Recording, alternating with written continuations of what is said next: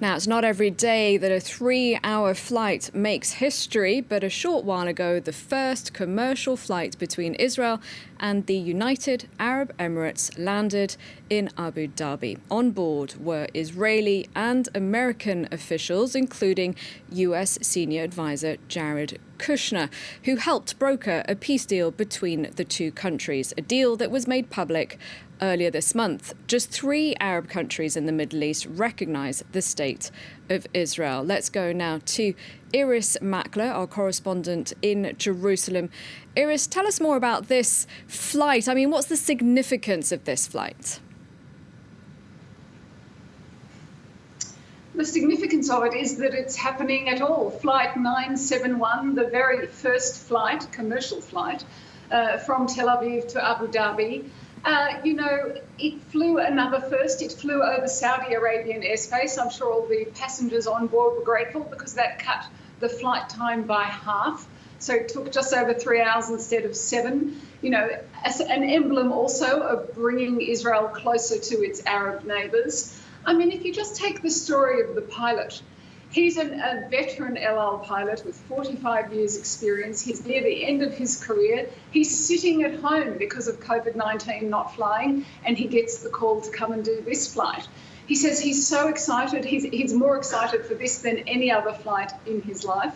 He never thought he would be flying over Saudi airspace to land in Abu Dhabi. And I think that captures some of the excitement and some of the significance, as well, of course, as the nature of the people on the flight. If you look at the people who are less happy, those are the winners, the grinning winners. The Palestinians are the people left out of this celebration today, and the plane has been named Kiryat Gat after a town in central Israel. And the Palestinian leadership, Palestinian Prime Minister Mohammed Shtayyeh was heard to say, "It's very sad for me to even see that name, because that was formerly a Palestinian village in what is now Israel." So there's a feeling of sorrow from the Palestinians and huge excitement from Israel at this deal. Irris, we're just watching people getting off that flight right now. On the plane is the word peace written also in Hebrew and in Arabic. So this was made possible because of a deal struck between the UAE and Israel. So what's next for relations between the two countries?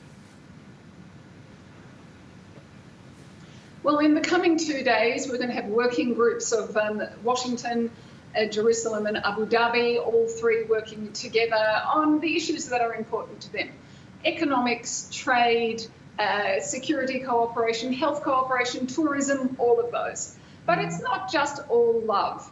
There is something else going on, and that's a massive deal that has been discussed for some time, which is that Washington will supply F-35 fighter jets to the UAE.